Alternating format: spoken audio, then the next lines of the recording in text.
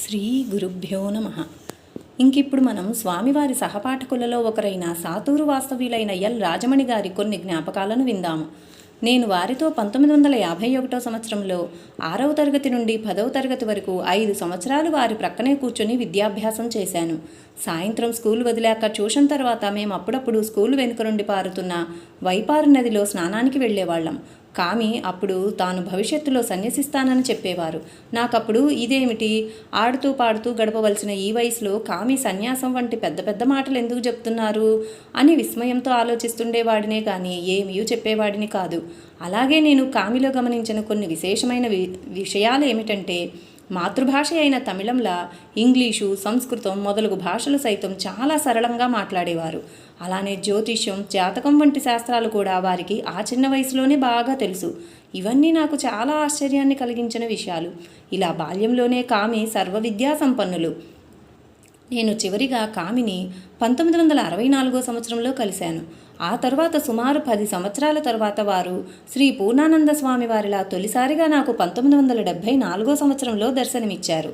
ఒకరోజు సాయంత్రం నేను నా భార్య మీనాక్షితో కలిసి ఫస్ట్ షో సినిమాకి వెళ్ళి రాత్రి 9 గంటలు దాటాక తిరిగి వచ్చేప్పుడు మా ఇంటికి వచ్చే మలుపులో ఒక సన్యాసి ఇంకొకరితో కలిసి రోడ్డుకు కుడివైపున ఉన్నట్లు చూచాము. మా అత్త కూతురైన నా భార్య కామికి చిన్నప్పటి నుండే బాగా తెలుసు. మేము ఆ సన్యాసిని దాటి వచ్చాక నా భార్య, ఏమండి, జటాజూటధారి అయిన ఆ సన్యాసిని మీరు గమనించారా? దివ్య తేజస్సుతోనున్న ఆ కళ్ళు నేనెక్కడో చూచినట్లుంది. అలాగే వారు నాకు సుపరిచితులేనని అనిపిస్తుంది అని కొంత ఆశ్చర్యంతో చెప్పింది. నిజం చెప్పాలంటే ఆ రాత్రి వేళలో అంతగా వెలుతురులేని ఆ దారిలో ఒక సన్యాసిని చూచాను కానీ ప్రత్యేకంగా నేను వారిని గమనించలేదు. కానీ నా భార్య మనసులో ఏదో పెట్టుకుని అలా చెప్పేసరికి, అట్లయితే వారెవరో తెలుసుకోవాలనే పట్టుదలతో ఆమెను ఇంటి దగ్గర వదిలి వెంటనే ఆ సాధువు వద్దకు వెళ్ళాను. వారప్పుడు ఎవరికోసమో వేచి ఉన్నట్లు అక్కడే ఉన్నారు. నేను వారిని సమీపిస్తుండగా వారు, మణి, అందరూ నన్ను మణి అని పిలిచేవారు, నీవు తిరిగి వస్తావని నాకు తెలుసురా అని నవ్వుతూ అంటుంటే ఆ పిలుపు, ఆ కంఠస్వరం నాకెంతో సుపరిచితంగా ఉన్నట్లు తోచింది. ఒక మెరుపులా, ఈశ్వరా, వీరు నా కామియే కదా అనే దృఢమైన భావం నాలో కలిగింది. వెంటనే ఎక్కడి నుండో విద్యుత్ తరంగాల వలె ఒక రకమైన తరంగాలు నన్ను ఆవరించాయి. నేను వారిని ఒక ఉన్మత్తుని వలె అలా తదేకంగా చూస్తుండగా అప్పుడు కూడా వారు నన్ను చూస్తూ చిరునవ్వు చిందిస్తూనే ఉన్నారు. వారి ఆ నవ్వులో అంతా నాకు తెలుసురా అనే అర్థం దాగి ఉన్నట్లు నాకు అనిపించింది. నన్నప్పుడు ఆశ్చర్యపరిచిన మరొక విషయం ఏమిటంటే, అంత తక్కువ వెలుతురులో కూడా వారి నయనాలు మిలమిలా మెరుస్తున్నాయి. నా అయోమయాన్ని గమనించి వారు నాతో మాట్లాడడం మొదలుపెట్టారు. నేనప్పుడు వారిని మా ఇంటికి ఆహ్వానించిన వారు తరువాత వస్తామని అంటూ తమ భక్తునితో కలిసి వెళ్ళిపోయారు. ఆ ప్రయాణంలో అర్ధాంతరంగా స్వామివారు ఎందుకు సాతూరులో దిగి ఆ రాత్రి వేళ ఆ వీధిలో నిలబడ్డారో కేబీవీజీ గారికి అప్పుడు అర్థమైంది. అలా స్వామివారి సర్వజ్ఞతను అనుభవం ద్వారా చవిచూసిన భాగ్యం కేబీవీజీ గారికి దక్కింది. కామేశ్వరన్ గారు SSLC పాస్ అయ్యాక 4 ఏండ్లు తండ్రి గారి స్వీయ పర్యవేక్షణలో సాధన కొనసాగించారు. తండ్రి గారే మంత్రోపదేశం కూడా చేశారు. ఆ సందర్భంలో వారు, తండ్రినైనా నేనిప్పుడు నీకు గురుబోధ చేస్తున్నాను గాని రాబోవు కాలంలో దళిత వర్గానికి చెందిన మహాత్ములొకరు నీకు మరొక గురువు అవుతారు అని వచించారు. ఆ విధంగా జన్మనిచ్చిన తండ్రి గారే కామేశ్వరనుకు మంత్రదీక్షనిచ్చిన మొట్టమొదటి గురువు అయ్యారు. అంతేకాక ఆసన, ప్రాణాయామ, జప, ధ్యానాదులందు శిక్షణనిచ్చారు. మానవ శ్రేయస్సుకు దోహదపడగల మంత్రశాస్త్రాన్ని, వైద్యశాస్త్రాన్ని నూరిపోశారు. వేదవిహితమైన వివిధములైన పూజా పద్ధతులను క్షుణ్ణంగా నేర్పించారు. అనుదినము రాత్రి 10 గంటల నుండి తెల్లవారుజాము వరకు తండ్రి తనయుల మధ్య శాస్త్రచర్చ జరిగేది. అందులో వేదాలు, ఉపనిషత్తులు, వివిధ శాస్త్రాలు, తత్వరహస్యాలు, భగవద్గీత వంటివి ప్రధానాంశాలుగా చర్చకు వచ్చేవి. స్వామీజీ నాన్నగారు చివరిగా వారికి నేర్పిన సాధన భావ సాధన. దీని గురించి స్వామీజీ, ఏమి చేసినా అది భావయుక్తంగా చేయాలి. భావరహితంగా గంటల తరబడి చేసే పూజల కంటే భావయుక్తంగా క్షణంలో చేసే పూజకు భగవంతుడు సంతోషిస్తారు. ఈ భావ సాధనకు, స్థిరమైన భావ పరిపాలనకు గురుత్వం ఎంతో అవసరం. ఈ ప్రపంచంలోని పితృరూపం గురించిన ఆలోచన నాలో కలిగినప్పుడు నాకు మా తండ్రి గారి రూపము, అలా మాతృమూర్తి రూపంలో శ్రీ జిల్లెళ్లమూడి అమ్మవారు, గురు రూపానికి వస్తే శ్రీ రాఖాడి బాబా వారు నా మనోనేత్రంలో ప్రతిబింబిస్తుంటారు అని బోధించారు. స్వామివారు మళ్ళీ అలా సాధకులు భావయుక్తంగా సాధనలు చేస్తే ఆ సాధనామూర్తి ప్రత్యక్షమవ్వాలి. అదే నిజమైన సాధన. ఒకవేళ ఆ సాధన పరిసమాప్తికి ముందే ఆ సాధనామూర్తి ప్రత్యక్షమైనట్లయితే వెంటనే పూజ పరిసమాప్తి చేయవచ్చు అని బోధించారు. ఈ విషయాన్ని గురించి మరొక సందర్భంలో వారు, ఒకసారి మా నాన్నగారు కొన్ని రోజులు బాలకృష్ణుని పూజలు చేయాలని నిర్ణయించుకొని పూజలు మొదలుపెట్టగా మధ్యలోనే ఒకరోజు వేసి ఉన్న తలుపులను తెరుచుకుని చిన్ని బాలకృష్ణుడు పూజ గదిలోకి రాగా వెంటనే నాన్నగారు ఆ పూజ పరిసమాప్తి చేశారు. అలా మరొకసారి వారు వనదేవత పూజ మొదలుపెట్టగా మధ్యలో అరిటాకు రూపంలో వనదేవత రాగానే ఆ పూజ కూడా మధ్యలోనే ముగించారు అని వివరించారు. మంత్రజపమైనా తపమైనా హోమమైనా ఒకసారి అందలి ఆత్మానందాన్ని చవిచూచిన వారెవరైనా ఇక జన్మలో వాటిని వదిలి ఉండలేరు. ఆ విషయాన్ని ప్రస్తావిస్తూ స్వామివారు ఒకసారి ఇలా అన్నారు: సనాతన ధర్మాచరణ పరాయణులై ఆధ్యాత్మిక పథంలో మహోన్నత స్థాయిని అందుకొన్న మా నాన్నగారి పరిస్థితి కూడా అలాంటిదే. వారు నిత్యము అలాంటి ఏదో ఒక దైవకార్యంలో నిమగ్నమై ఉండేవారు. సదా నియమ నిష్ఠాగరిష్ఠులై ఉండే మా ఇంటిలోనికి ఎవరైనా ప్రవేశించాలంటే బ్రాహ్మణులైనా సరే మడిలేనిచో సాహసించేవారు కాదు. ఒకసారి మా నాన్నగారు శ్రీ బాలా త్రిపుర సుందరీదేవిని ఆహ్వానిస్తూ కలశ స్థాపన గావించి ఒక మండల కాలం దీక్షలోనున్నారు. దీక్ష చివరి రోజున మంత్రాది దేవతకు నైవేద్యం నివేదన చేసి మంగళహారతిస్తుండగా సరిగ్గా అదే సమయంలో 5 సంవత్సరాల వయసు గల ఒక అమ్మాయి చిరిగిన బట్టలు కట్టుకొని చెరుకుగడను తింటూ పిప్పిని బయటికి ఊస్తూ నేరుగా పూజామందిరంలోకి ప్రవేశించింది. భక్తిభావ సంపన్నులైన మా నాన్నగారు ఆ అమ్మాయిని చూస్తూనే ఆనందపరవశులై ఎదురేగి, అమ్మా, నీ బిడ్డను అనుగ్రహించడానికి ఈ రూపంలో వచ్చావా తల్లి? ఒకవేళ మాయామోహితుడై నీ బిడ్డడు నిన్నెక్కడ గుర్తించలేకపోతాడోనని చేతిలో చెరుకుగడతో సహా వచ్చావా? దయామయ్యి అంటూ ఆమె పాదాలకు ప్రణమిల్లారు. పిమ్మట ఎంతో వినయ విధేయతలతో ఆ అమ్మాయి చేయి పుచ్చుకొని పూజాపీఠంపై ఆసీనురాలిని చేశారు. అమ్మా, ఎలాగూ రావలసిన సమయానికే వచ్చారు కదా, ఈ నైవేద్యం కూడా ఆరగించి నన్ను ధన్యుణ్ణి చేయి తల్లి అంటూ ఆ నైవేద్యాన్ని కొద్దిగా నోటికి అందించసాగారు.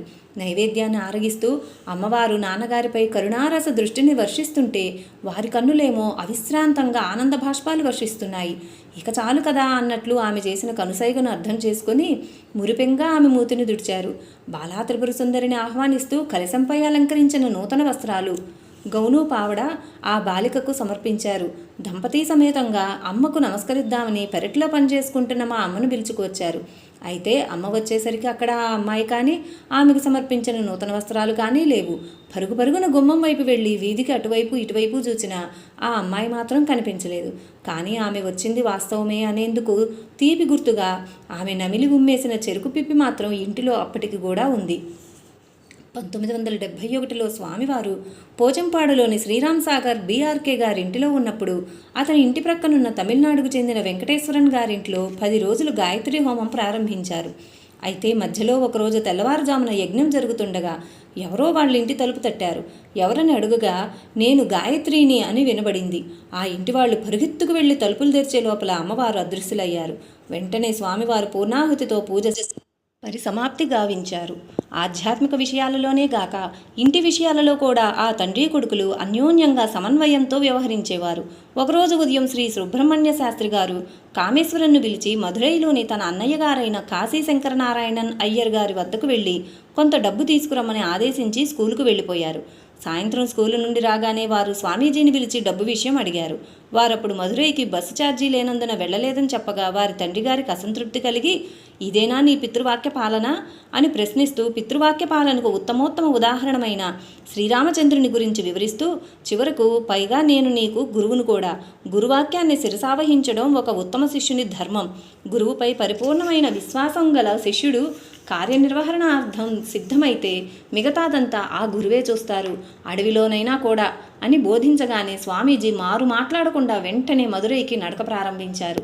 జేబులో ఒక పైసా కూడా లేని వారు అలా కొంత దూరం వెళ్లేసరికి ఒక ఆయిల్ ట్యాంకర్ వచ్చి ఎక్కడికి వెళ్లాలో అడిగి వారిని ఎక్కించుకుని దారిలో టిఫిన్ ఇప్పించడమే కాక రాత్రి పొద్దుపైనా కూడా వారి పెదనాన్నగారి ఇంటి వద్ద దింపెళ్లారు. వీలైనప్పుడల్లా స్వామివారు తమ పెదనాన్నగారింటికి వెళ్ళేవారు.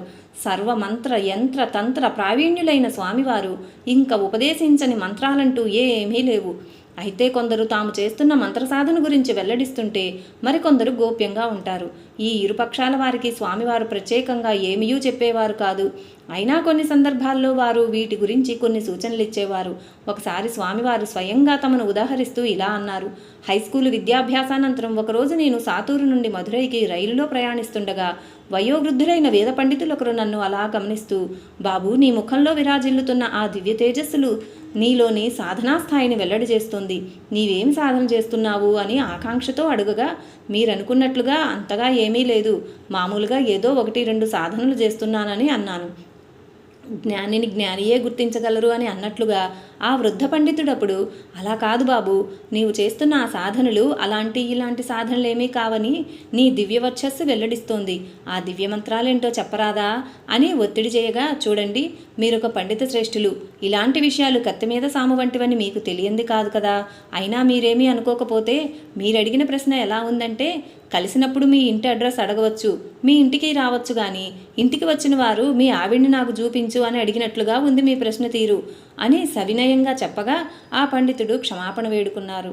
అలా స్వామివారు మరొకసారి మధురైకి వెళ్ళినప్పుడు జరిగిన ఒక సంఘటన గురించి వారి మేనల్లుడైన శేఖర్ గారు నాతో, నిజం చెప్పాలంటే మీరనుకున్నట్లుగా మా కామి మామయ్య గారి గురించి భక్తులైన మీకు తెలిసినంతగా బంధువులైన మాకు తెలియదంటే బహుశా అది అపహాస్యమవుతుంది, కానీ అదే నిజం.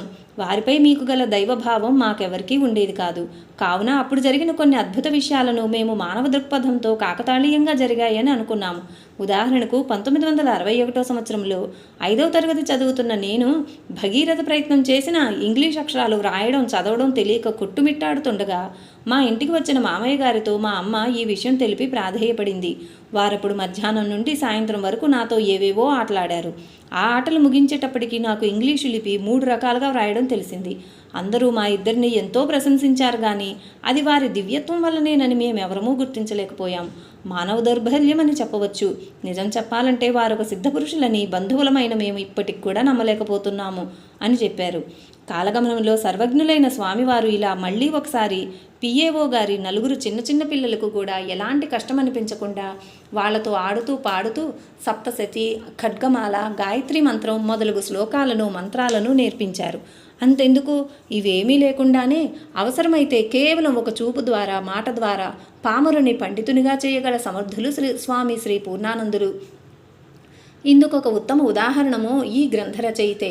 తెలుగు భాష చదవడమో వ్రాయడమో తెలియని నేను గురుదేవుల మహత్తరమైన లీలలను మానవాళికి అందించాలనే నా తపనను వారికి విన్నవించి నాకు భాషాజ్ఞానమును ప్రసాదించమని వేడుకోగా భక్తవత్సలురైన స్వామివారు ఒక చిరునవ్వుతో అలా నా కళ్ళలోకి చూస్తూ దానికదే వస్తుంది అని అనుగ్రహించారు. దాని ఫలితంగా న భూతో న భవిష్యతి అని అన్నట్లుగా భాషాజ్ఞానం లేని నాచే ఆ భాషలో కొన్ని గ్రంథాలు రచింపబడ్డాయి. ఈ మహాద్భుతం కేవలం నా ఒక్కరికి మాత్రమే జరిగింది కాదు. ఇలాంటి సన్నివేశాలు మరెన్నో. అందులో కొన్నిటిని ఇప్పుడు వివరిస్తాను. 1971 సంవత్సరం దసరా సందర్భంలో స్వామివారి వెంట జిల్లెళ్లమూడి అమ్మ వద్దకు వెళ్ళిన వేదమంత్రాలు ఏమాత్రమూ తెలియని బి రాధాకృష్ణమూర్తి గారిని అష్టమి నాడు అమ్మకు వేదబద్ధంగా పూజలు చేయమని స్వామివారు ఆజ్ఞాపించగా పాపం బిఆర్కే గారు తెల్లబోయారు. అయితే గురువు వాక్కే వేదవాక్కుగా భావించి మనసారా అతను స్వామివారికి నమస్కరించి తనకు తెలిసిన ఏకైక గురుమంత్రమైన గురు బ్రహ్మ గురు విష్ణు పఠించడమే ఆలస్యం. అప్రయత్నంగా అతని నోటి వెంట ఆ దివ్యమంత్రాలు అనర్గళంగా వెలువడసాగాయి. స్పష్టంగా లయబద్ధంగా మైకు ద్వారా ఆ మంత్రోచ్చారణ విన్న భక్తావళి ఆనందాశ్రువులు గార్చారు. పూజానంతరం భక్తులు గుంపులుగా వచ్చి అర్థంగాక అయోమయంలో పడిన బిఆర్కే గారిని అభినందనల్లో ముంచారు. ఇంకా ఇప్పుడు మనం కేఎస్ఎన్ మూర్తి గారి అనుభవం చూద్దాం. 1971 సంవత్సరంలో బిఆర్కే గారు పోచంపాడుకు ఉద్యోగరీత్యా వెళ్ళినప్పుడు అతని కోరిక మేరకు స్వామివారు అప్పుడప్పుడు అక్కడకు విచ్చేసేవారు. కాలగమనంలో అక్కడే మరొక ఆశ్రమ నిర్మాణం జరిగింది. అప్పుడు ఆ హైడ్రో ప్రాజెక్టులోని వారెందరో స్వామివారి దర్శనం చేసుకుని ఇహపర సంబంధమైన ఎన్నో రకాలుగా లాభం పొందారు. అందులో ఒకరు ఆ ప్రాజెక్టులో ఎగ్జిక్యూటివ్ ఇంజనీర్గా ఉద్యోగం చేస్తుండే నారాయణరావు గారు. ఇతను గ్రంథపఠనం ద్వారా ఆధ్యాత్మిక విషయాలను తెలుసుకుంటుండేవారు. గురువు లేని విద్య గుడ్డి విద్య అన్నట్లుగా ఆ పుస్తక జ్ఞానం అతనిలో నానావిధ సందేహాలను రేకెత్తించింది కానీ స్థిరమైన జ్ఞానాన్ని కలిగించలేదు. పైగా తనకేమేమో తెలుసుననే ఒక మిథ్యాభావం కూడా అతనిలో చోటు చేసుకుంది. స్వామివారిని కలుసుకున్న ఇంజనీర్ గారు గ్రంథపఠనం ద్వారా తెలుసుకున్న విషయాలను ఆధారంగా చేసుకుని వారితో చర్చకు దిగేవారు. త్వరలోనే అతనికి తన అజ్ఞానమును గురించి, స్వామివారి అపార జ్ఞాన సంపద గురించి బోధపడింది. ఇలా ఉండగా 1972 సంవత్సరంలో ఒకరోజు కేబీవీజీ కృష్ణమూర్తి గారు హైదరాబాదు BHELలో ఉద్యోగం చేస్తుండే KSN మూర్తి గారిని స్వామివారు పోచంపాడుకు రమ్మన్నారని ఫోన్ చేశారు. మరునాడు సాయంత్రానికి పోచంపాడు ఆశ్రమానికి చేరిన మూర్తిగారు రాత్రి 9 గంటలకు కేబీవీజీ కృష్ణశంకర్ గారులతో కలిసి స్వామివారి సన్నిధిలో కూర్చుండగా ఇంజనీర్ గారు అక్కడికి వచ్చారు. కొంతసేపు లోక వ్యవహారాల గురించి మాట్లాడుతూ అతను వేదశాస్త్రాల గురించిన కొన్ని చిక్కు ప్రశ్నలు స్వామివారిని అడిగారు. వారప్పుడు తమకెదురుగా కూర్చున్న మూర్తిగారి వైపు అలా చూశారు. ఆ ప్రశ్నలకు స్వామివారి ఇవ్వబోయే సమాధానాలను వినాలని అమితమైన కుతూహలంతో కూర్చున్న మూర్తిగారప్పుడు తనని చూస్తున్న గురుదేవుల నయనాలలోకి ఒక్కసారి చూశారు. అంతే. క్లిష్టమైన ఆ ప్రశ్నలకు అనర్గళంగా అతని నోటి నుండి జవాబులు వెలువడసాగాయి. ఆ వేద పరిచర్చ సుమారు గంటన్నర సేపు జరిగింది. సామాన్యులైన మూర్తిగారి నుండి ఆణిముత్యాల్లాంటి శాస్త్ర వివరణలు వింటున్న మిగతా భక్తులు ఆశ్చర్యచకితులయ్యారు. స్వామివారు మాత్రం ఒక చిరునవ్వుతో ఆ ప్రశ్నోత్తరాలు వింటూ ఆనందిస్తున్నారు. చివరకు ఇంజనీర్ గారు ప్రశ్నావళి ముగించారు. వెంటనే పులిని పిల్లి పట్టుకున్నది అని అన్నట్లుగా KSN మూర్తి గారు అతన్ని ప్రశ్నలు అడగడం ప్రారంభించారు. పాపం ఇంజనీర్ గారు ఒక్క ప్రశ్నకు కూడా సరిగా జవాబు చెప్పలేకపోయారు.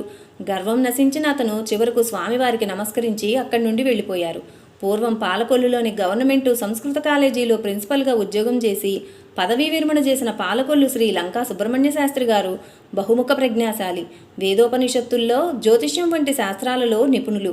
అతను స్వామివారి దర్శనార్థం వచ్చినప్పుడల్లా వివిధ మంత్రశాస్త్రాల గురించి తనకున్న సందేహాలను వారితో చర్చించి తృప్తి చెంది ఆనందించేవారు. స్వామివారి అపారమైన జ్ఞానానికి ముగ్ధులైన శాస్త్రి గారు నిగూఢమైన మరెన్నో ఆధ్యాత్మిక విషయాల గురించి కూడా స్వామివారితో చర్చించి తెలుసుకుంటూ ఉండేవారు. ఇలా ఉండగా 1992 సంవత్సరంలో ఒకనాడు అతను స్వామివారి దర్శనార్థం వచ్చినప్పుడు వారి సన్నిధిలో సదానంద స్వామివారు కూడా ఉన్నారు. పరస్పర కుశల ప్రశ్నలానంతరం సుబ్రహ్మణ్య శాస్త్రి గారు, స్వామీజీ సాధనా సంప్రదాయంలో తురీయాతీత అవస్థ గురించి చెబుతున్నారు కదా, ఇప్పటికే విఘ్నులైన వారినెందరినో దాని గురించి అడిగాను కానీ తృప్తికరమైన వివరణ ఎవ్వరి నుండి రాలేదు. బహుశా అనుభవలోపం అందుకు కారణం కావచ్చు. తమరు కారణావతారులు, సాక్షాత్తు సర్వేశ్వరులు కనుక దయచేసి మీరు నా కోరికను మన్నించాలి అని వేడుకున్నారు. స్వామివారప్పుడు ఒక చిరునవ్వుతో, అంతేనా, నీ ప్రశ్న ఇప్పుడే పరిష్కరిస్తాను అని అంటూ తమ శిష్యుడైన సదానంద గారి వైపు తిరిగి, వారి ప్రశ్న విన్నావు గదా, తురీయాతీత అవస్థ గురించి వివరించు అని ఆదేశించారు. సంస్కృత పండితుడినైన తనకు వేద పురాణాలలో, మంత్రశాస్త్రంలో, ఉపనిషత్తుల్లో సామాన్య జ్ఞానం ఉన్నప్పటికీ జటిలమైన ఎన్నో ఆధ్యాత్మిక రహస్యాల గురించి ఇప్పటికే ఏమీ తెలియదు. దాని గురించి కేవలం గ్రంథపఠన జ్ఞానం తప్ప. ఈ విషయాల గురించి గొప్ప గొప్ప వ్యక్తులే తనను తృప్తిపరచలేకపోయారు. మరి కేవలం స్వామివారికి సేవ చేస్తూ ఆశ్రమ పనులు చేస్తున్న ఒక సామాన్య వ్యక్తి అయిన సదానంద తన ఈ ప్రశ్నకు జవాబెలా ఇస్తారు అని అనుకుని శాస్త్రి గారు కొంత నిరాశతో, అట్లా కాదు స్వామీజీ, అనుభవ సంపన్నులైన తమరు చెబితే బాగుంటుంది. జటిలమైన ఇలాంటి విషయాలు సదానంద గారికి ఏమి తెలుసు అని తన సందేహాన్ని తెలిపారు. స్వామివారప్పుడు, అంటే సదానందకి ఏమి తెలుసో ఏమి తెలియదో నాకు తెలియదని నీవు అనుకుంటున్నావా, లేక నా శిష్యులు ఎలాంటి వారో నాకు తెలియదని అనుకుంటున్నావా, ఏమీ తెలియకుండానే నేను నా శిష్యులను స్వీకరించాననుకుంటున్నావా అని గంభీరంగా అనగా అతను, నా అజ్ఞానాన్ని క్షమించాలి స్వామీజీ, నేనంతగా ఆలోచించలేదు, తప్పైపోయింది అని వేడుకుంటూ స్వామివారి పాదాలకు నమస్కరించారు.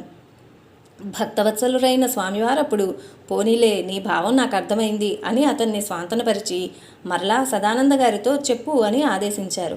జరుగుతున్నదంతా చూస్తున్న అతనికి ఆ విషయాల గురించి కూలంకషంగా తెలియనప్పటికీ గురువాజ్ఞకు తలవంచి వారిని స్మరిస్తూ కళ్ళు మూసుకుని తురీయాతీత అవస్థ అంటే అని మొదలుపెట్టి అనర్గళంగా సుమారు గంట సేపు దాని గురించి క్షుణ్ణంగా లలితంగా వివరించారు. అమోఘమైన ఆ వివరణను విని శాస్త్రిగారు నిశ్చేష్టులయ్యారు. అతని ఆనందానికి అంతులేదు. వివరణ ముగించి సదానంద గారు నిద్ర నుండి మేల్కొన్నట్లు కళ్ళు తెరిచి చుట్టూ చూస్తుండగా సంతృప్తులైన శాస్త్రి గారు ఆనందోద్రేకంతో ఆనంద భాష్పాలు గారుస్తూ అతని పాదాలకు నమస్కరించారు. పరమాత్మ స్వరూపులైన స్వామివారు వీరికి స్వచ్ఛంద మరణాన్ని అనుగ్రహించడం జరిగింది. ఆ అద్భుత సంఘటన గురించి 7వ అధ్యాయంలో వివరింపబడి ఉన్నది. ఇంకిప్పుడు మనం స్వామివారి పూర్వకాల విషయానికి వద్దాం. కామేశ్వరన్ తన తండ్రి గారి శిక్షణా కాలంలోనే type writing higher, short hand higher కూడా పాస్ అయ్యారు.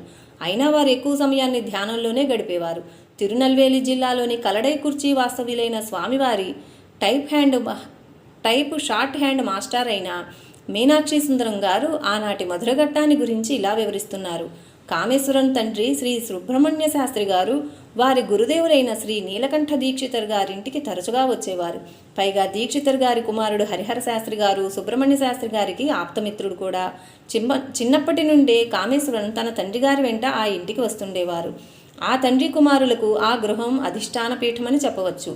ఎస్ఎస్ఎల్సి పాస్ అయిన కామి ఆ ఇంట్లో ఉండి నా దగ్గర టైపు షార్ట్ హ్యాండ్ నేర్చుకోవడానికి వచ్చేవారు. ఒకసారి చెబితే చాలు వారికి అదంతా గుర్తే. కావున టైపు షార్ట్ హ్యాండ్లో కామి నాకంటే నిపుణులైనారు. ఒకరోజు క్లాస్కు వచ్చిన కామి అలా అనంతమైన ఆకాశంలోకి చూస్తూ అన్నీ మరిచిపోయి కూర్చుండగా నాకు వారొక మునిలా అనిపించారు. కొంత సమయం గడిచాక వారికి బాహ్యస్పృహ వచ్చినప్పుడు నేను, కామి నీవలా కూర్చుంటే ఒక మునిలా అనిపించింది అని చెప్పగా వారు చిన్నగా నవ్వేరు. దాని అర్థం ఏమిటో అప్పుడు గ్రహించలేకపోయాను. కానీ కాలగమనంలో వారు సన్యాసాశ్రమం స్వీకరించిన తరువాత మమ్మల్ని కలిసినప్పుడు మీరు ఆ రోజు అలా చెప్పినందుకే నేను సన్యాసిని అయ్యాను అని అంటూ మమ్మల్ని సంబరపరిచారు. సిద్ధహస్తుడైన ఒక మహాశిల్పి చేతిలో దినదినం ఒక క్రొత్త అందాన్ని సంతరించుకుంటూ సర్వాంగ సుందరంగా తీర్చిదిద్దబడిన దేవతామూర్తి వలె సిద్ధ సంకల్పులైన తండ్రిగారి ప్రత్యేక పర్యవేక్షణా శిక్షణలో కామేశ్వరన్ ఒక సకల శుభలక్షణ సమన్వితుడైన యోగిగా రూపుదిద్దుకున్నారు. పుట్టుకతోనే జ్ఞాని అయి జన్మించిన వారికి గురువుల దగ్గర మంత్రదీక్షను స్వీకరించే పని లేదు. శాస్త్రజ్ఞానమును సముపార్జించవలసిన అగత్యమూ లేదు. నిజమే. కానీ లోకాచారాన్ని మన్నించి శ్రీకృష్ణుడంతటి వాడు సాందీపని మహర్షి వద్ద శిష్యుడై శాస్త్రాధ్యయనం చెయ్యలేదా? పుట్టిన ప్రతి ప్రాణి ఏదో ఒక రోజున గిట్టక తప్పదు కదా. అదే సృష్టి ధర్మం.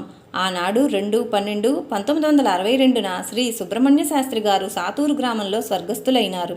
సమాజ శ్రేయస్సుకై పాటుపడగల యోగీశ్వరునిగా తన కొడుకును తీర్చిదిద్దిన ఒక నిస్వార్థ దేశభక్తుణ్ణి దేశం కోల్పోయిన దినం. శ్రీమతి పర్వతివర్ధని గారి పసుపు కుంకుమలను శాశ్వతంగా హరించివేసిన దుర్దినం. కామేశ్వరన్కు తల్లి, తండ్రి, గురువు, దైవం సర్వస్వము తానే అయిన కన్నతండ్రిని లేకుండా చేసిన పాపిష్టి దినమా దినం. విశ్వశాంతిని కోరుతూ వినువీధిలో స్వేచ్ఛగా విహరించనున్న శాంతికపోతం విధివేటుకు రెక్కలు తెగి విలవిలలాడిన విధంగా కామేశ్వరన్ విలవిల్లాడిపోయారు. విధి ఎంత బలీయమైనదో చూడండి. తనకు అంతిమ గడియలు ఆసన్నమైనాయని ముందే తెలుసుకున్నారు సుబ్రహ్మణ్య శాస్త్రి గారు. తన వద్దే కాచుకొని సపర్యలు చేస్తున్న కామేశ్వరాన్ని అంతకు ముందు రోజే కలడై కుర్చీలోని తన ప్రాణ స్నేహితుడైన హరిహర శాస్త్రి గారిని మరునాడు ఫలానా సమయంలోగా పిలుచుకురమ్మని పంపారు. పోతులూరి శ్రీ వీరబ్రహ్మేంద్ర స్వామి వారు కూడా తన సజీవ సమాధి ఘట్టాన్ని తన ప్రియ శిష్యుడు సిద్ధయ్య చూచి భరించలేడని గ్రహించి పూలు తెమ్మని సుదూర ప్రాంతానికి ముందుగానే పంపుతారు. కామేశ్వరన్ ఇటు ఇల్లు విడిచి గ్రామాంతరం వెళ్ళగానే సుబ్రహ్మణ్య శాస్త్రి గారి ప్రియ శిష్యుడొకరు అనుకోకుండా వచ్చి గురువుకు సపర్యలు చేస్తూ ఉండిపోయారు. తీరా కామేశ్వరన్ కలడై కుర్చీ గ్రామానికి వెళితే హరిహర శాస్త్రి గారు కార్యార్థమై వేరే గ్రామం వెళ్లారని, ఏ క్షణంలోనైనా రావచ్చునని చెప్పారు ఆ ఇంటివారు.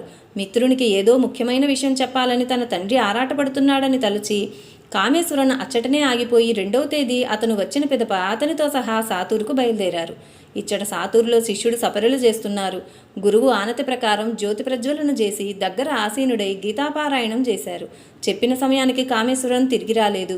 అందున సిద్ధంగా ఉంచుకున్న తులసి తీర్థాన్ని శిష్యుడినే ముమ్మారు నోటిలో వేయమన్నారు. సుబ్రహ్మణ్య శాస్త్రి గారు తులసీ తీర్థం పానం చేశారు. అంతే, కన్నులు మూసుకొని అంతర్ముఖులై ఆఖరి శ్వాస వదిలారు. ఆ పిమ్మటనే కామేశ్వరన్ హరిహర శాస్త్రి గారితో కలిసి సాతూరు వచ్చారు.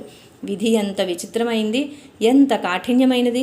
ఎవరిని ఎప్పుడు చేరదీస్తుందో, ఎవరిని ఎలా దూరం చేస్తుందో తెలియదు. కొందరిని ఆశల తీరం దాటిస్తూ మరికొందరిని అనంత దూరాలకు తరుముతుంది. అప్పటికప్పుడు ఆనందాన్ని పంచుతూ అంతలోనే విషాదాన్ని నింపడం దాని నైజం. పతిని కోల్పోయి పుట్టెడు దుఃఖంలోనున్న కన్నతల్లి ఒక వంక, అనారోగ్యంతోనున్నప్పుడు ఆమె వైద్య సేవలకై చేసిన బోలెడు అప్పులు మరొక వంక, ఒక ప్రైవేట్ చిట్ ఫండ్ కంపెనీలో పనిచేస్తున్న అన్నగారైన శంకరనారాయణన్ గారి సంపాదన అంతంత మాత్రమే. అంతటి నిస్సహాయ స్థితిలో అన్నావదినలను అమ్మను నిర్దాక్షిణ్యంగా వదిలి అర్ధాంతరంగా అడవికి తపస్సుకు వెళ్ళడానికి కామేశ్వరన్ని ఇష్టపడక కొంతకాలమైనా బాసటగా నిలవాలని నిశ్చయించుకున్నారు. డ్రాయింగ్ మరియు పెయింటింగ్ కళల్లో ప్రావీణ్యం గల కామేశ్వరన్ కొన్నాళ్లు ఇంటి పట్టున్నే పెయింటింగ్ మరియు చిత్రలేఖనం చేపట్టారు. తదనంతరం తమిళనాడు, కర్ణాటక రాష్ట్రాల్లో 3 కంపెనీల్లో వివిధ హోదాల్లో ఉద్యోగం కూడా చేశారు. అయితే వారు 6 నెలల కంటే ఎక్కువగా ఎక్కడా ఉద్యోగం చేసేవారు కాదు. అందులో ఒకసారి వారు ఒక కెమికల్ ఫ్యాక్టరీలో ఇంటర్వ్యూకి వెళ్ళగా ఎప్పటిలాగే ఇంటర్వ్యూలో ఫస్ట్ వచ్చారు. అపాయింట్మెంట్ ఆర్డర్ తీసుకోవడానికి వారు పర్సనల్ డిపార్ట్మెంట్కి వెళ్తుండగా మధ్యలో ఒక యువకుడు కలిసి, సార్, నేను కూడా మీలాగే ఈ ఉద్యోగానికి వచ్చిన వాడినే, కానీ సమర్థులైన మీకు ఆ ఉద్యోగం దక్కింది. మీలాంటి వారికి ఇంకెక్కడైనా దీనికంటే మంచి ఉద్యోగం సులువుగా దొరుకుతుంది. కానీ నాకు అది సాధ్యం కాదు సార్. ఇప్పటికే ఎన్నో ఇంటర్వ్యూలకు వెళ్ళాను, కానీ సెలెక్ట్ కాలేదు. మీరు కనుక ఈ ఉద్యోగం వద్దనుకుంటే అది నాకు దొరుకుతుంది. ఎందుకంటే మీ తర్వాత ర్యాంకు వాడిని నేనే గనుక. ఈ ఉద్యోగం నాకు దొరకపోయినట్లయితే నాతో పాటు నా తల్లిదండ్రులు, విధవరాలైన నా సోదరి బ్రతుకు దుర్భరం అవుతుంది. కనుక దయచేసి మీరు మమ్మల్ని కాపాడండి అని కన్నీటితో అతి దీనంగా వేడుకున్నాడు. దయాసాగరులైన కామేశ్వరన్ గారు వెంటనే అతనికి ఆ ఉద్యోగం వచ్చేటట్లు ఏర్పాటు చేసి తిరిగి ఇంటికి రైల్లో బయలుదేరారు. ఆ ప్రయాణం మధ్యలో ఎవరో వారి సర్టిఫికేట్స్ గల బ్యాగును కొట్టేశారు. అలా సర్టిఫికేట్స్ను కోల్పోయిన కామేశ్వరన్ గారు ఇంటికి వెళ్లకుండా నేరుగా సముద్ర తీరాన గల తిరుచెందూరు శ్రీ సుబ్రహ్మణ్య స్వామి క్షేత్రానికి వెళ్ళి సముద్రంలో స్నానమాచరించి తాను కట్టుకున్న ప్యాంటు షర్టు ఆ సముద్రంలో పారవేశారు. ఆ తరువాత వారు తమ వద్దనున్న టవల్ను జింపి కౌపీనం కట్టుకుని ఆ క్షేత్ర ప్రాంగణంలో ధ్యాన నిమగ్నులై ఉండగా వారి తండ్రిగారైన శ్రీ సుబ్రహ్మణ్య శాస్త్రి గారు దర్శనమిచ్చి అనుగ్రహించారు. తండ్రిగారి ఆ దర్శనాన్ని తాను సన్యసించేందుకు వారిచ్చే అనుమతి అని అర్థం చేసుకున్న కామేశ్వరన్ గారు ఎంతగానో సంతోషించి తిరిగి ఇంటికి చేరుకున్నారు. ఆ కాలంలో కొన్ని అవాంఛనీయ సంఘటనలు కూడా జరిగాయి. స్వామివారి కుడికాలిపై సుమారు 2 అంగుళాల పొడవుగా ఉన్న ఒక నల్లని మచ్చను భక్తులు కొందరైనా గమనించే ఉండాలి. దాని వెనుక ఒక పెద్ద కథ ఉంది. ఒకసారి ఒక ఆరితేరిన కత్తిస్వామి తనతో పాటు కొంతమంది అనుచరులతో స్వామివారి ఊరొచ్చి ఊరు వాళ్లను పోటీకి సవాలు చేశాడు. పాపం ఆ ఊరు వాళ్ళెవ్వరూ కూడా అతనితో పోటీ పడలేకపోయారు. ఆ ఊరి వాళ్ళు చేతగానితనాన్ని అతను అవకాశంగా తీసుకుంటూ వివిధ రకాలుగా వాళ్ళని అవమానపరచసాగాడు. చివరికి అది ఆ ఊరి పేరు ప్రతిష్టలకు సవాలుగా మారింది. విషయం అంతవరకు వచ్చేసరికి కామేశ్వరన్ గారు రంగంలో దిగవలసి వచ్చింది. కంసునిలా ఉన్న ఆ కత్తిస్వామి ఎక్కడా, కౌమార దశలో కృష్ణునిలా ఉన్న ఈ కామేశ్వరన్ ఎక్కడా అని ఊరు జనమంతా కంగారు పడసాగారు. కామేశ్వరన్ గారిని ఆ పోటీ నుండి వైదొలగమని పెద్దలెందరో ప్రాధేయపడ్డారు. వారందరినీ స్వాంతనపరిచి నిశ్చయింపబడిన ముహూర్తంలో ఆ కంస కృష్ణుల యుద్ధం ప్రారంభమైంది. తనను ఎదిరించడానికి వచ్చిన ఆ బాలుని చూచి అతను విక్రిస్తూ కత్తి యుద్ధంలోని తన నైపుణ్యాన్ని వెల్లడిస్తున్నట్లు క్షణాలలో కామేశ్వరన్ కుడికాలిపై కత్తితో పెద్ద గాయం చేసి అజేయునిలా అట్టహాసం చేస్తూ ఆ ఊరి వాళ్లందరినీ భయభ్రాంతులను చేశాడు. ఆ గాయం నుండి కారుతున్న రక్తం చూచి ఆ ఊరు వాళ్లంతా బాధపడుతుండగా ఒక అద్భుతం జరిగింది. కనురెప్పపాటులోనే అజేయునిలా అట్టహాసం చేస్తున్న ఆ కత్తిస్వామిని చూస్తే ప్రతి ఆయువు పట్టు నుండి రక్తం గారుతూ కింద పడి ఉన్నాడు. ఏం జరిగింది, ఎలా జరిగింది అని తెలియక జనమంతా స్తంభించిపోయారు. వెంటనే ఆ కత్తిస్వామి అనుచరులు కామేశ్వరన్ గారిని ఎదిరించడానికి సిద్ధమవ్వగా లేవడానికి చేతగానే ఆ కత్తిస్వామి వాళ్లను, ఆగండి, మీరనుకున్నట్లుగా ఆ బాలుడు ఒక సామాన్య బాలుడు కాదు. క్షణంలో నన్ను ఇలా గాయపరిచాడంటే అతను ఏదో ఒక అనూహ్యమైన శక్తి అయ్యుండాలి అని అంటూ అనుచరుల సహాయంతో ఆ ఊరు వదిలి వెళ్ళిపోయాడు. అలా మరొకసారి ఆ ఊరుకు ఒక మల్ల యుద్ధ వీరుడు వచ్చి ఆ ఊరి వాళ్లతో సవాలు చేశాడు. అప్పుడు కూడా ఊరి పరువు ప్రతిష్టల కొరకు కామేశ్వరన్ గారు అతనితో పోరాడి క్షణంలోనే అతన్ని కూడా పరాజయం పాలు చేసి ఆ ఊరి నుండి పంపేశారు. ఆ తర్వాత కొన్ని రోజులు గడిచాక కామేశ్వరన్ 1965 సంవత్సరంలో బెంగళూరులోని ఒక స్పిన్నింగ్ మిల్లు యజమానికి సలహాదారుడిగా పనిచేశారు. అప్పుడొకనాడు ఒక విశేషం జరిగింది. ఆనాడు ఉదయం 10 గంటల సమయంలో కామేశ్వరన్ గారు కాలినడకనే ఆఫీసుకు బయలుదేరారు. రాకపోకలతో రోడ్డు రద్దీగానే ఉంది. అంతలో కామేశ్వరన్ గారికి అభిముఖంగా అంతరిక్షంలో అందనంత ఎత్తులో కన్నులు మిరుమిట్లు గొలిపే ఒక దివ్యజ్యోతి ప్రత్యక్షమైంది. ఆనందంతో వారు ఆ జ్యోతిని చూస్తూ మంత్రముగ్ధుని వలె అడుగులు ముందుకు వేయసాగారు. వారి కదలికకు అనుగుణంగా ఆ జ్యోతి కూడా అలా ముందుకు సాగిపోతుంది. ఆ దృశ్యం ఇతరులకెవ్వరికీ అగుపించినట్లు లేదు. అలా 2-3 నిమిషాలు గడిచాయి. కామేశ్వరన్ గారిలోని పరవశం పతాక స్థాయికి చేరుకోగా అతి ప్రయాసతో చేతులెత్తి ఆ జ్యోతికి ఒక్కమారు నమస్కరించి చేరువనే ఉన్న మేడమెట్లపై స్పృహ తప్పి పడిపోయారు. జనం గుమిగూడటమో, ఎవరో ముఖంపై నీరు చిలకరించడమో సేదదీరిన కామేశ్వరన్ గారు ఆ చివరి ఉద్యోగానికి ఆనాడే మంగళం పాడడం చకచకా జరిగిపోయాయి. పరబ్రహ్మస్వరూపమైన ఏ దివ్యజ్యోతి దర్శనానికై మహర్షులు సైతము అహర్నిశలు పరితపించిపోతుంటారో ఆ జ్యోతి దర్శనం అయాచితంగా కామేశ్వరన్ గారికి లభ్యమైందంటే వారెవరోనని మనకు అర్థమవుతుంది కదా. అంతేకాదు, ఆ తర్వాత కూడా, అంటే వారు తమ తపోకాలంలో ఇంజికుళి, అంబికాపాదం, శ్రీమలై నంబికోవిల్ వద్ద ఉన్నప్పుడు కూడా అంతరిక్షంలో కదులుతూ జ్యోతి వృక్షాలు వచ్చి వారికి నమస్కరించి వెళ్ళేవి. మరి వీరు కారణజన్ములైన అవతార పురుషులు కాదని ఎలా అనగలం? కామేశ్వరన్ గారు ఆ సంఘటనను తనకు తన కర్తవ్యాన్ని గుర్తు చేసే ఒక సందేశంగా స్వీకరించారు. అవతార లక్ష్య సిద్ధికి అడ్డుగోడలైన భవబంధాల నుండి బయటపడు అనే సందేశం అందులో తొంగి చూసింది. మారు ఆలోచనలు లేకుండా తక్షణమే బయలుదేరి బెంగుళూరు నుండి సాతూరుకు వచ్చి అక్కడి నుండి వెంటనే కలడై కుర్చీలోని తండ్రిగారి అధిష్టాన పీఠమైన శ్రీ నీలకంఠ దీక్షితర్ గారింటికి చేరుకున్నారు. పెంచుకొన్న మమతలు తుంచుకొని కటిక చీకటిలో కట్టుబట్టలతో కాలినడకన అక్కడి నుండి బాణతీర్థం వైపు బయలుదేరి వెళ్లారు. దారిలో కారయార్లోని సొరుముత్తు అయ్యనార్ క్షేత్రంలో కొన్ని రోజులు గడిపి పరిసర ప్రాంతాలపై కొంత అవగాహన చేసుకున్నారు. అలా కారయార్ సొరుముత్తు అయ్యనార్ క్షేత్రానికి విచ్చేసిన స్వామివారిని ఆ క్షేత్రం యొక్క అప్పటి ముఖ్య పూజారి అయిన సుబ్బయ్య పిళ్ళయ్య గారు చూచి వారి దివ్యమంగళ రూపానికి ముగ్ధులై వారి పరమభక్తుడైనారు. సింగంపట్టి జమీందారు గారి పాలనలోనున్న శక్తి సంపన్నమైన ఆ క్షేత్ర దర్శనానికి ఒకప్పుడు ఎందరో భక్తులు వచ్చేవారు. అయితే కాలం గడిచే కొద్దీ ఏం జరిగిందేమో గాని ఆ క్షేత్రానికి వచ్చే భక్తుల సంఖ్య చాలా వరకు తగ్గిపోయింది. మొత్తానికి చెప్పాలంటే ఆడి మాసం అమావాస్య నాడు అనగా ఆషాఢ అమావాస్య జరిగే ముఖ్య పూజా కార్యక్రమాలకు కూడా వచ్చే భక్తుల సంఖ్య కేవలం 4-5 వేలు మాత్రం అయ్యింది. ఒకరోజు ఆ పూజారి గారు ఈ విషయాన్ని స్వామివారికి తెలియజేసి ప్రాధేయపడగా శక్తి యంత్రమైన మేరు యంత్రానికి తగిన విధంగా అభిషేక పూజలు జరగకపోవడమే అందుకు కారణమంటూ ఆ యంత్రం గురించి అడుగగా ఇలాంటి విషయాలలో సరి అయిన అవగాహన లేని పూజారి గారు పాపం జవాబు చెప్పలేకపోయారు. సర్వజ్ఞులైన స్వామివారు అప్పుడు క్షేత్రానికి సంబంధించిన పనికిరాని పాత సామాన్లున్న ఒక పెద్ద పాత చెక్క పెట్టెలో వెదకగా వారన్నట్లుగానే అందులో ఒక మూలకు రాగితో తయారు చేసిన మేరు యంత్రం గుర్తించని విధంగా చిలింపెట్టి ఉంది. అది చూచి అందరూ చాలా ఆశ్చర్యపోయారు. ఎందుకంటే అలాంటి ఒక యంత్రం అందులో ఉన్నట్లు ఎవరికీ తెలియదు గనుక ఆ యంత్రాన్ని శుభ్రపరచడానికి స్వామివారికి 3 రోజులు పెట్టింది.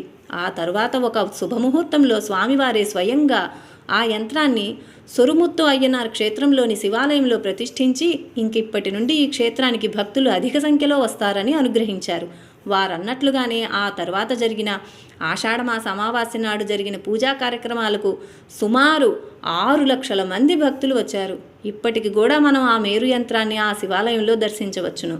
తామెలా తమ తపోస్థానానికి చేరుకున్నారో సాతూరు వాస్తవ్యుడు స్వామిగారి తండ్రిగారి మిత్రులైన శంకరనారాయణన్ దొరైస్వామి గారి పెద్దల్లుడైన బాలాజీ నారాయణన్ గారు అడిగిన ప్రశ్నకు స్వామివారు, నేను కొన్ని రోజులు నాన్నగారి మిత్రులైన హరిహర శాస్త్రి గారి పెద్దమ్మాయి శ్రీమతి నాగలక్ష్మి ఇంట్లో ఉండగా ఒకరోజు మధ్యరాత్రి అకస్మాత్తుగా మెలకు వచ్చిన నాకు బెంగుళూరులో కనబడినట్లుగా ఒక జ్యోతి కనబడింది. అది నిదానంగా కదులుతూ కొంత దూరం వెళ్ళాక అదృశ్యమైంది. 2వ రోజు కూడా అలానే జరిగింది. అయితే 3వ రోజున ఆ జ్యోతి నన్ను కారయారకు తీసుకువచ్చింది అని వివరించారు. అటుపిమ్మట కామేశ్వరన్ గారు భీకరారణ్య మధ్యంలో ఉన్న బాణతీర్థం చేరి ఆ పుణ్యతీర్థంలో స్నానమాచరించి దగ్గరే ఉన్న వరుణ గుహలోకి ప్రవేశించారు. నిద్రాహారాలు మాని శరీరము శుష్కించిపోయిన కామేశ్వరన్ గారు తరచుగా సమాధి స్థితిలో లీనమయ్యేవారు. అలా 26 రోజులు గడిచిపోయాయి. 27వ రోజున సంధ్యవేళలో వారి శరీరం తుళ్ళి పడింది. ఆ వెంటనే భృకుటిలో ప్రకాశవంతమైన ఒక జ్యోతి ప్రత్యక్షమైంది. దాంతో భావసమాధి నుండి కొద్దిగా బాహ్య స్మృతి రాసాగింది. అంతలో అన్ని వైపుల నుండి వారిలో ఆనంద తరంగాలు ప్రవేశించి ఆనందసాగరంలో ఓలలాడించాయి. ఆ దివ్యతరంగ ప్రభావం వల్ల వారిలోని అణువణువు నూతన జవసత్వాలను పుంజుకోగా అంతవరకు ఆవరించి ఉన్న నీరసం నిమిషాల్లో మాటుమాయమయ్యింది. కామేశ్వరన్ గారు మెల్లమెల్లగా కన్నులు తెరిచారు. తనకెదురుగా హోమగుండం వద్ద కూర్చొని ఉన్న మహనీయుడిని చూశారు. కరుణామృతం గురిపిస్తూ వారు కామేశ్వరన్ గారినే చూస్తున్నారు. అలా 5 నిమిషాలు గడిచాయో లేదో ఆ యోగీశ్వరులు తటాలున లేచి ప్రదక్షిణం చేస్తున్నాడా అన్నట్లు కామేశ్వరన్ గారి చుట్టూ ఒక మారు తిరిగి యథాస్థానంలో కూర్చున్నారు. ఆ మహనీయుడలా తన చుట్టూ తిరుగుతున్నప్పుడు కామేశ్వరన్ గారికి వారిపై ఒక పవిత్ర భావం ఏర్పడింది. అన్ని వైపుల నుండి తనకు రక్షణ కల్పిస్తూ, భయపడకు, నేను సర్వవ్యాపిని, అన్ని వేళలా నిన్ను అన్ని వైపుల నుండి సంరక్షించుకుంటాను అని చెప్పి అభయమిస్తున్నట్లు అనిపించింది. పైగా కామేశ్వరన్ గారు స్వయం గురురూపం చెంది శిష్యుడైన తనకు ప్రదక్షిణం చేస్తున్నట్లుగా ఒక విచిత్రమైన భావం కూడా వారిలో అప్పుడు ఉద్భవించింది. వారు సామాన్యులు కాదని, వారే తన సద్గురువని, వారు పార్వతీపతి అవతారమే తప్ప అన్యము కాదని కామేశ్వరన్ గారికి అనిపించింది. వెంటనే వారు ముకుళిత హస్తులై తమ ఆసనం నుండి క్రిందికి దిగి వచ్చి వారికి ప్రణామం చేద్దామని వంగేటంతలో ఆ యోగి తటాలున వెళ్ళి కామేశ్వరన్ గారి స్థానంలో ఆసీనులయ్యారు. కామేశ్వరన్ గారు ఆ యోగి అంతకుముందు కూర్చున్న స్థానంలో ఆసీనులయ్యారు. దానితో మరొక మారు వారే తన గురువు అనే భావం మరింత బలపడింది. అప్పుడు ఒక మెరుపులా తన తండ్రి గారు తన గురువు గురించి వచించిన భవిష్యద్వాణి వారికి స్ఫురణకు వచ్చింది. అది ప్రథమ పరిచయమే అయినా ఇరువురి మధ్య చూపులే తప్ప మాటా పలుకులు లేవు. భావ వ్యక్తీకరణకు ఇరువురి మధ్య మౌనమే ప్రధాన ప్రసార మాధ్యమంగా పనిచేస్తోంది. మనసుతో మాట్లాడే మాటలు మనసున్న మనిషికి స్పష్టంగా వినిపిస్తాయట. ప్రేమామృతం కురిపించే కన్నతల్లి చల్లని చూపులు ఒకరివైతే, ఆ చూపులకు తన్మయుడై ఆ చల్లని తల్లి ఒడిలో ఎప్పుడు సేదదీరుదామా అనే ఆకాంక్షను వ్యక్తపరిచే తనయుని చూపులు మరొకరివి. ఆ వచ్చిన మహనీయులు మరెవరో కాదు, వారే మహాయోగి శ్రీ ఓంకారానంద అనగా శ్రీ రాఖాడి బాబా వారు. శ్రీ పూర్ణానంద స్వామి వారికి జై. లైక్ చేయండి, షేర్ చేయండి, సబ్స్క్రైబ్ చేయండి.